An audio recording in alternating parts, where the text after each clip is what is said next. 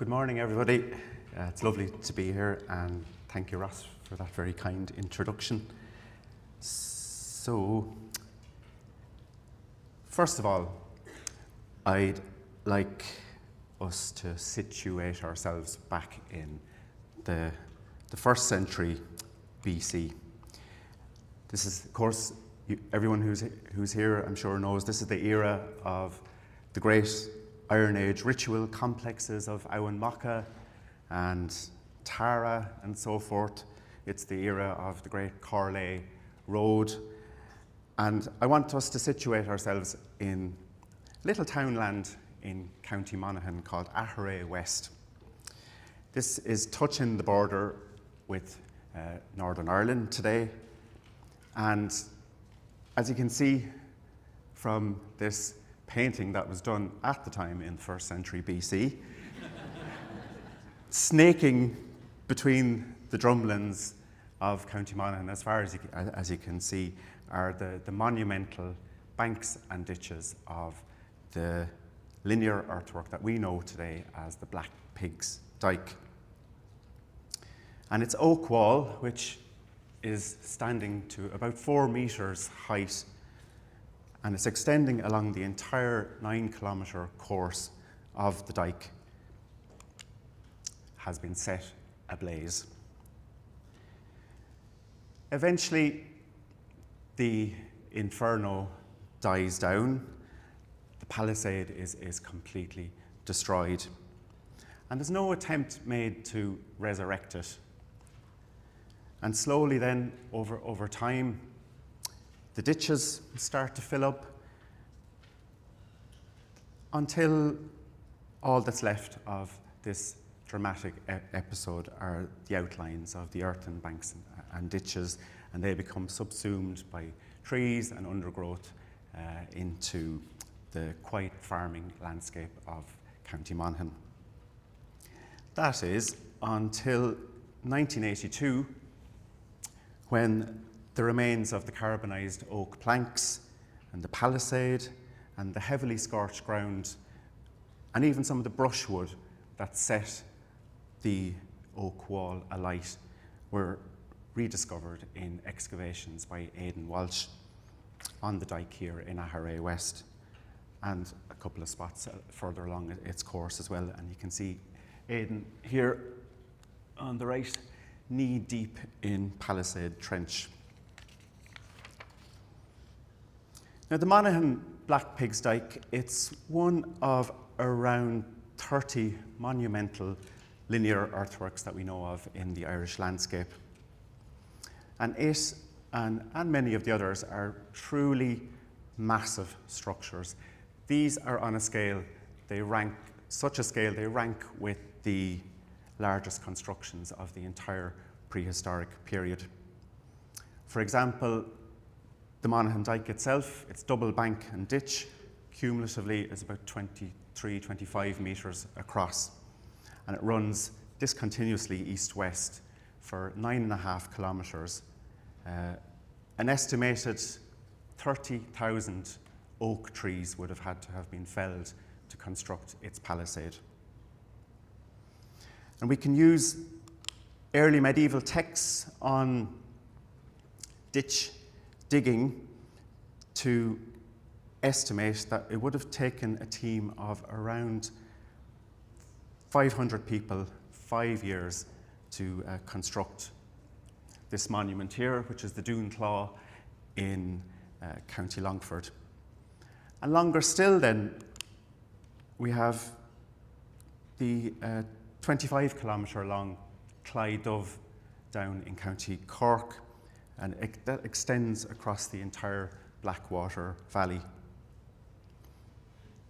And these really pale in comparison then with the 40-metre wide enormous ramparts dated to the Iron Age of the Doon of Drumsna, which cuts across these ramparts. They cut across, as you can see here, they cut across the neck of and extend down the sides of the Charlestown Peninsula on the River Shannon.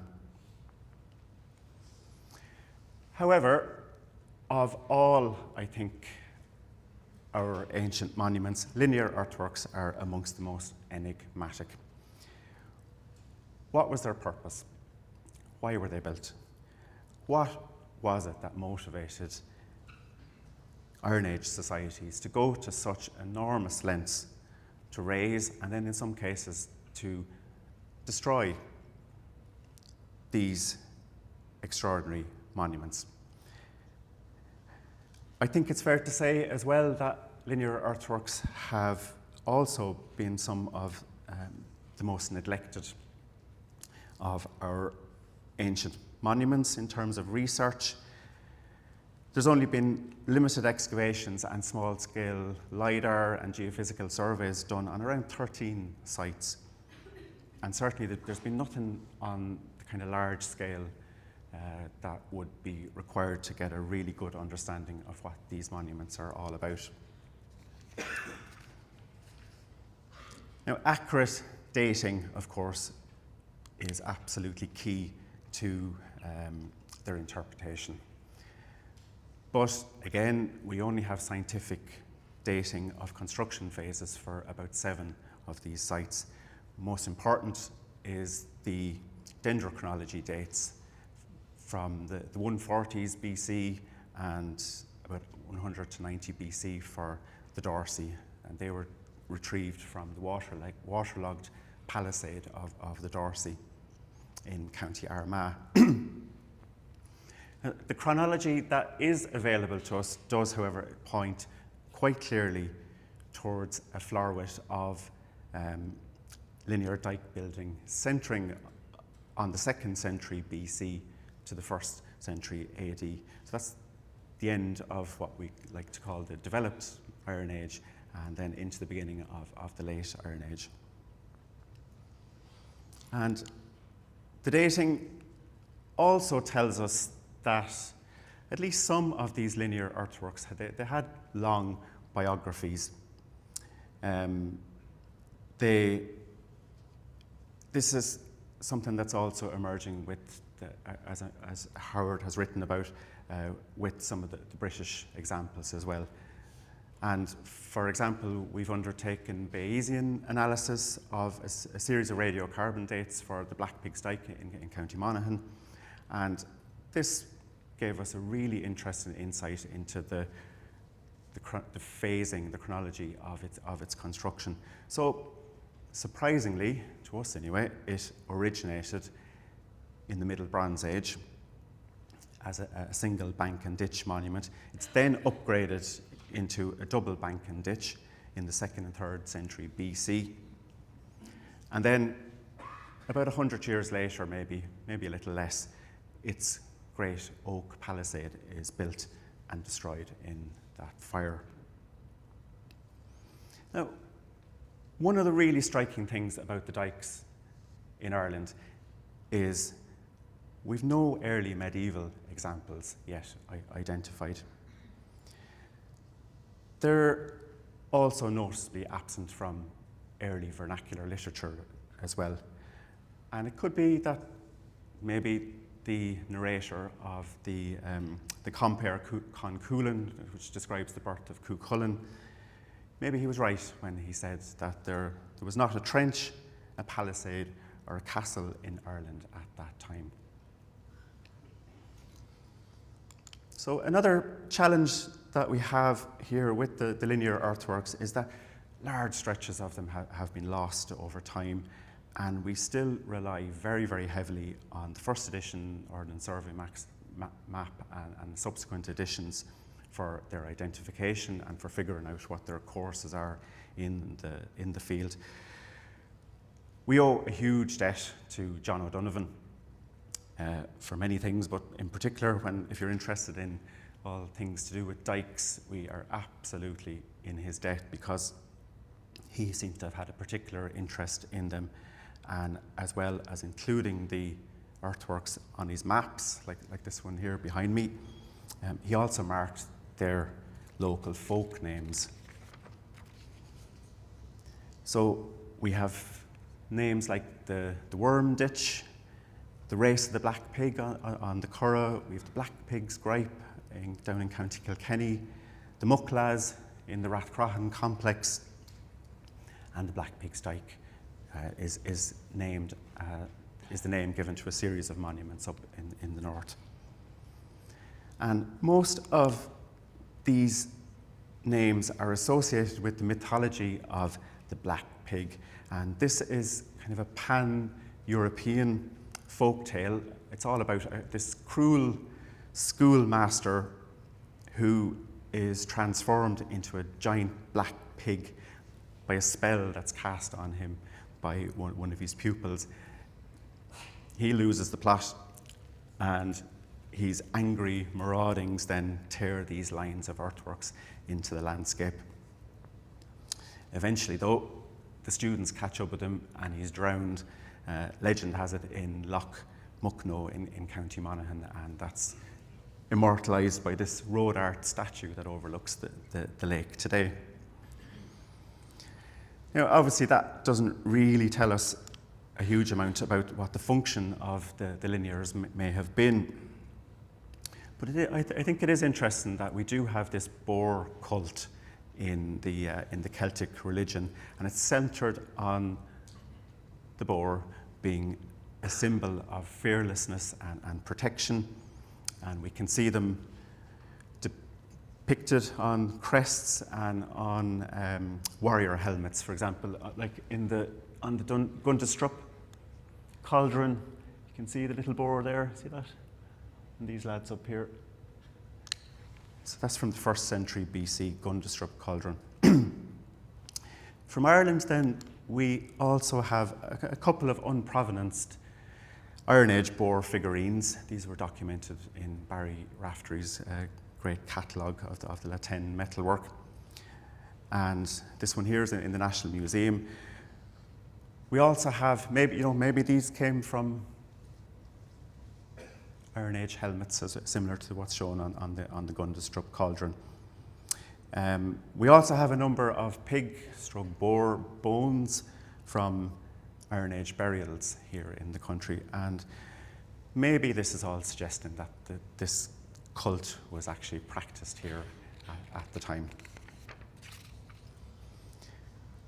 Now, in the early 1900s, the Monaghan-based antiquarian William Francis Devisme's Kane, behind me, he used O'Donovan's mapping of the dykes in the Ulster border region to create the famous Black Pig's Dyke. What he did was he basically conflated around a dozen dykes in the region with early Irish historical sources, with folklore, with place names, into what he regarded as this cohesive, unified defence system for ancient Ulster. A kind of Great Wall of Ulster that he thought was built in the 3rd century AD, inspired by Roman fortifications like the Antonine Wall. Now, Kane did a lot of really great work and indispensable work in documenting particularly the courses of some of these dykes. He was a unionist himself, and I think very influenced by the Gaelic revival. And I suppose he threw all of this into what was really a cauldron of debate that was raging at the time over the political future of the north of Ireland. And you can imagine this was pretty heady stuff, and it was seized upon by unionist politicians as proof, in inverted commas, that the people of Ulster were always culturally separate and distinct from the rest of the Irish. And within archaeological circles, Kane's Black Pig's Dyke has seen remarkable longevity as well, and it's also very much cemented in the public mind. So even today, there's loyalist murals in Northern Ireland that show Kane's Black Pig's Dyke, along with Coilin, protecting the 6 counties from the south. So you can see just there's the Black Pig's Dyke shown on this mural in Belfast. We also see the dyke embedded in the cultural imagination, thanks to Vincent Woods' famous, well-known play At the Black Pig's Dyke, which opens with these really wonderful lines. It was not a long time ago at all, and it was not far away. It was in a land where the black pig had furrowed an endless tunnel under the earth, and where it ran still, trapped and frantic beneath the ground. However, the reality is that Kane's Black Pig's Dyke is essentially fanciful. There's loads of reasons.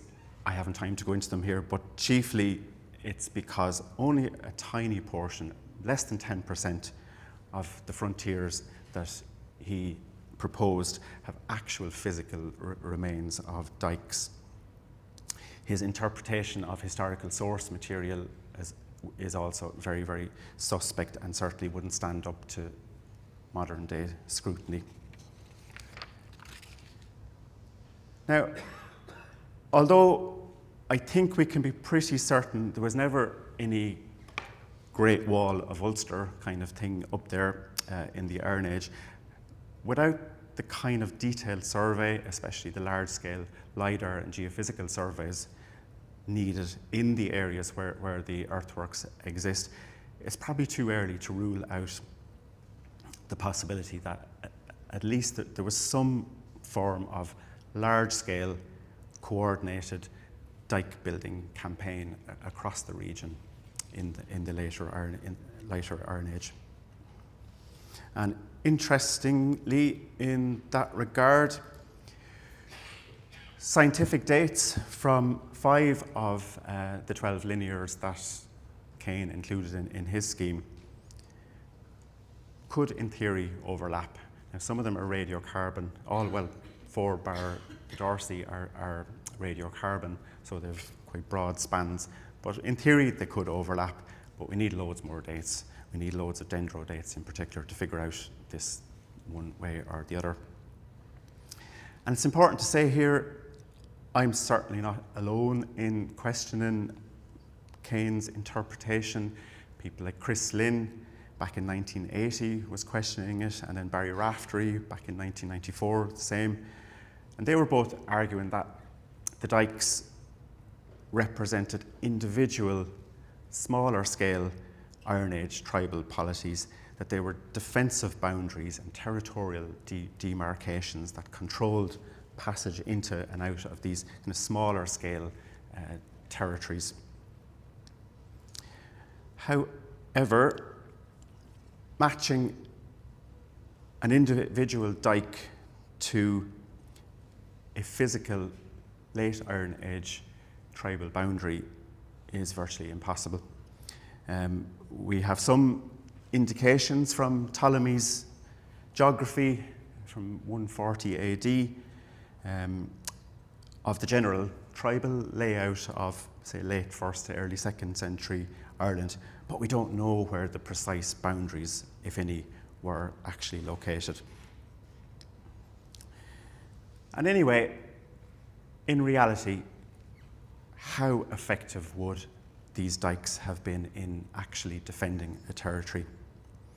If we look to the Ulster cycle, which purports to describe events in the 1st century AD, there's no mention in the Ulster cycle of anything that sounds like a linear earthwork. And we can go to the famous Byzantine historian Procopius and the Venerable Bede, and they both tell us that linear earthworks were tactically worthless. Using calculations by early medieval military tacticians as well, we can estimate that roughly around 7,500 people would have been needed to effectively police the full length of the Monaghan Black Pig's Dyke alone, which is pretty unrealistic. So were they actually built with security or defence in mind at all? And also, to me anyway, it seems that any role they may have had in boundary demarcation just seems completely out of proportion to the absolutely enormous human and natural resources that these things would have gobbled up. And maybe that's entirely the point here. These were physical statements of power and prestige for an elite who had the authority and the means to have had them built in the first place. And similarly, we can also see the dykes as proxies for a society with organizational, presumably some kind of hierarchical capacity. This is a society where there were social expectations and obligations on individuals as well. And we can kind of use the dykes there to tell that particular story, to give us this lovely little window, I think, into how society may have been structured. Clearly then, the dykes were not dead monuments in an empty landscape, as David Hill and Margaret Worthington famously said of the apparent absence of settlement associated with Offa's Dyke. But there's been virtually no attempt to place the Irish dykes within their settlement context in Ireland, and finding and excavating the settlements of the dyke builders is really key, I think, to understanding them. And if we look to elsewhere in Britain and Europe, the late Iron Age settlement site type that is characterised by precisely the same sorts of monumental linear earthworks is the late Iron Age territorial oppida. Now, oppida, classically, they're these huge, sprawling, fortified, proto-urban, spatially organised late Iron Age settlements of Celtic Gaul and Central Europe. They're the ones that Caesar described in his writings on the conquest of Gaul. They're epitomised by sites like this reconstruction here of the oppidum of Schwarzenbach in Austria. But there's another type of oppida. There's a thing called the territorial oppida. They're also socio-political centres between the 2nd century BC and the 1st century AD, but unlike the classic oppida, they're not enclosed settlements. And instead, current thinking is that they're extensive dyke systems. What they're doing is they're loosely delimiting these large areas of landscape for assembly, for trade, for dispersed and nucleated settlements, for places of burial, ritual and ceremony, for farmland, forest and sometimes bog. And their dykes are really extensive, massive and elaborate continuous monumental banks and ditches. They're often palisaded when they're excavated, and they can extend over many kilometres of lowland landscape. Now, the precise practical function of the territorial oppida dykes is debated, but I think the most widely accepted interpretation of them is that they were there to kind of channel people towards trading hubs, and that they demarcated these big areas in the landscape. And in Britain, 7 examples are known of territorial oppida, and they've all been identified from the immediate pre-Roman Iron Age. Stanwick in the north here of Yorkshire is the most northerly example in Britain. Now, that there would have been these territorial oppida in Iron Age Ireland, of course, sounds a bit dubious, particularly since the fact is there's been, until very recently anyway, so little habitation evidence here. These were the invisible people, as Barry Raftery famously called them. The other thing that's missing here is that we've no evidence for coin minting, for a monetary economy, native pottery production.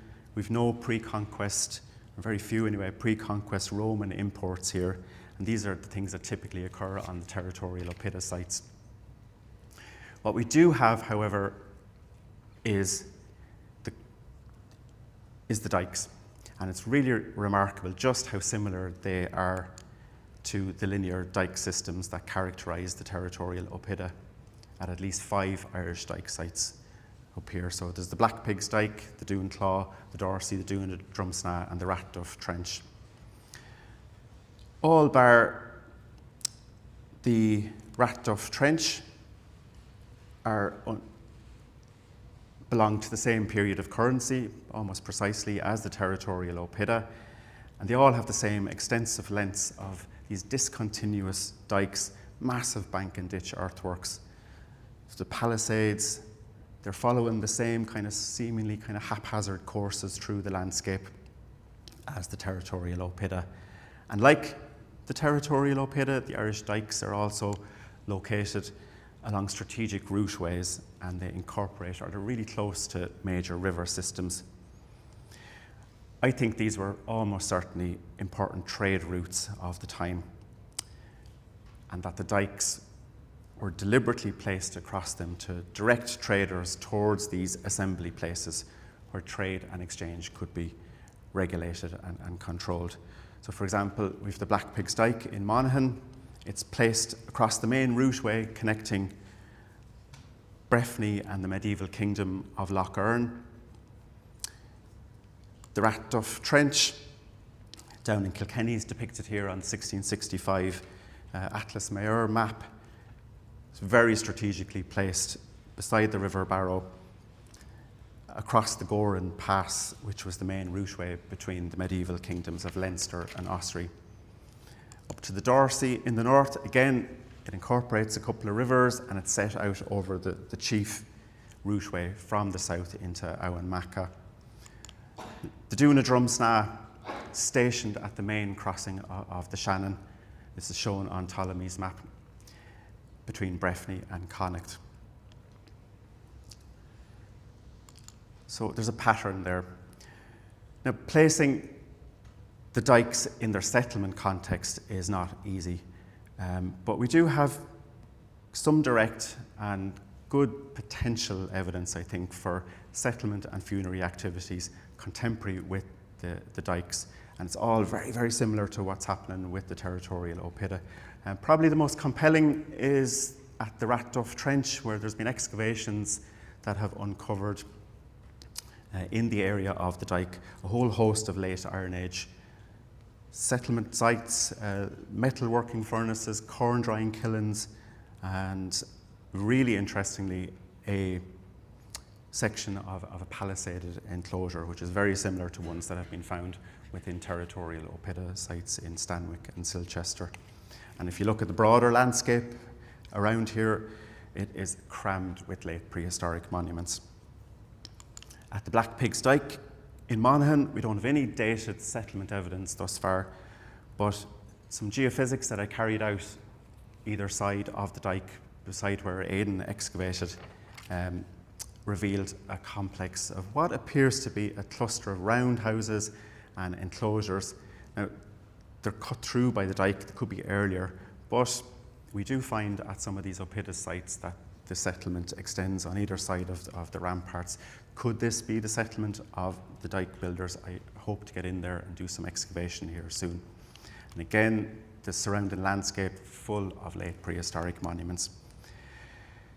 The Doon of Drumsna, spectacular site here, largely overlooked as well. Its ramparts are dated to the developed Iron Age, and within it we find that there are ring ditches, there's numerous enclosures, there's a log boat downstream, and I think what we're dealing with here is a riverine promontory fort. It's formed by this big loop in the River Shannon, and it compares very, very closely with these riverine promontory fort territorial oppida that we find at places like Dyke Hills in Dorchester, Villeneuve Saint-Germain, and Yanville up in France.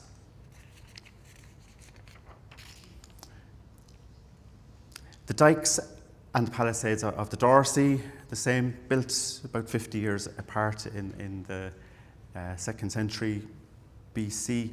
And again, they appear to delineate this 84-hectare area of mixed natural topography. Again, we've excavation evidence here for habitation. There's a part of a palisaded enclosure, iron smelting, all very similar to some of the territorial oppida. Go to the Doon Claw, it's burnt palisade. I excavated there a few years ago, dated to between 250 BC. Don't have any confirmed settlement evidence from here yet, but you can see from this that it's set within a huge concentration, dense concentration of late prehistoric monuments, the ring barrows and all sorts here. And I think if all this seems a bit familiar, you're dead right, because I think we need to start thinking of the royal sites within this conversation. And recent work by Katrina Becker in particular is showing that there's a really significant amount of domestic settlement evidence emerging within the monumental hengiform ritual complexes here. And all the royal sites also have linear earthworks. For example, the race of the black pig on the Curragh, there's a linear earthwork goes through this complex here of really extraordinary prehistoric funerary and ritual monuments. Another significant factor, I think, that influenced the origins and subsequent evolution of these sites in Britain is increasing Roman influence. And we have a bit of this from some Roman objects like these that were found up near the Black Pig's Dyke. You've got a 1st century bronze disc mount, and then there's a couple of horse bits as well that are coming in from the Roman provinces. Near the Rat Duff Trench, again, more Roman material there. There's the famous Stonyford Roman burial from the 1st century AD, which is quite close by. And then there's Ptolemy's map, of course, which mapped 10 places in Ireland that he described as oppida on the map. Mostly people who've looked at this have written these off as being real oppida, but I would ask the question, might he actually have been referring in some instances here to actual oppida settlements? So what I hope to have shown today is that Ireland's great linear earthworks belong within a much wider European story. I think their chronology, their scale, their landscape setting, and their strategic placement, along these key trade routeways, all point to the same tradition as the British and continental territorial oppida. Ireland's dykes, they might represent our own form of European territorial oppida phenomenon, and with further excavation, large-scale geophysics, LiDAR surveys and the like dating, we can test this a bit further. But already I think they challenge the concept of the Black Pig's Dyke as this kind of powerful symbol of division in this country, when in fact all along maybe these monuments were actually designed to unite people. So thank you very much.